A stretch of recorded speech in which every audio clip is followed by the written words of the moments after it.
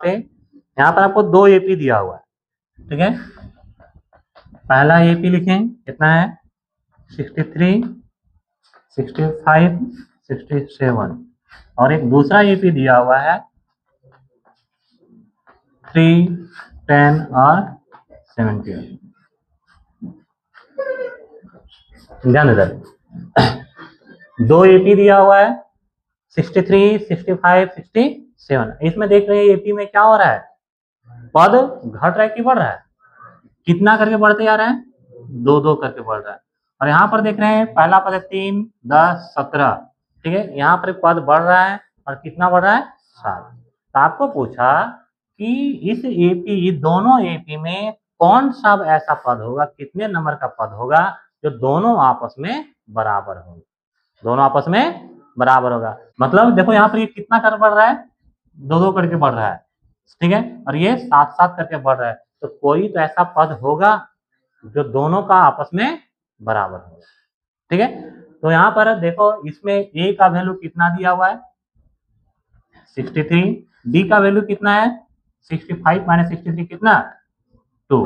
यहाँ पर देखो a डैश मानते हैं, 2 अलग अलग एपी है और दोनों अलग अलग एपी के लिए हम एक ही चीज नहीं मान सकते। इसको क्या माने, a डैश कितना दिया हुआ ये 3 और d डैश कितना है 10 माइनस 3 इक्वल टू 7, ठीक है। अब क्या कर लेंगे, हम मान लेंगे, माना दोनों एपी का nवां पद, ठीक है, nवां पद क्या है, बराबर है, nवां पद बराबर है, ठीक है। अब इस एपी का nवां पद के लिए क्या लिखेंगे, an is equal to a dash n। दोनों एपी का कौन सा पद मान लिया बराबर है, nवां पद, an is equal to a dash n। अब ये क्या हो जाएगा, a plus n minus 1 into D, a dash plus n minus 1 into D, ठीक है। a का वैल्यू कितना है 63 plus n minus 1 into D का वैल्यू बराबर, a डैश का वैल्यू कितना है 3 plus n minus 1 into D dash का वैल्यू कितना 7, ठीक है। अब ये देखो कितना हो जाएगा 63 प्लस 2n माइनस 2, इधर 3 प्लस 7n माइनस 7।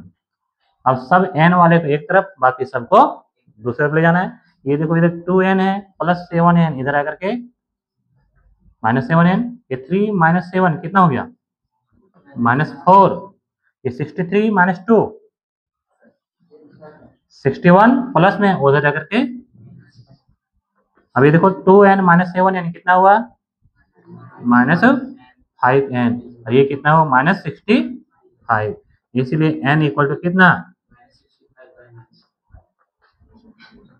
आ गया 13। अर्थात दोनों एपी का जो 13th टर्म होगा, 13वां पद होगा, वो आपस में बराबर होगा। हम निकाल कर देखते हैं क्या बराबर होता है कि नहीं। यानी ये 13 निकालते हैं, इस एपी का 13वां पद क्या होगा, a प्लस कितना डी 12d, a का वैल्यू 63 प्लस 12 इंटू डी का वैल्यू कितना है 2, कितना हुआ 63 प्लस 24 बराबर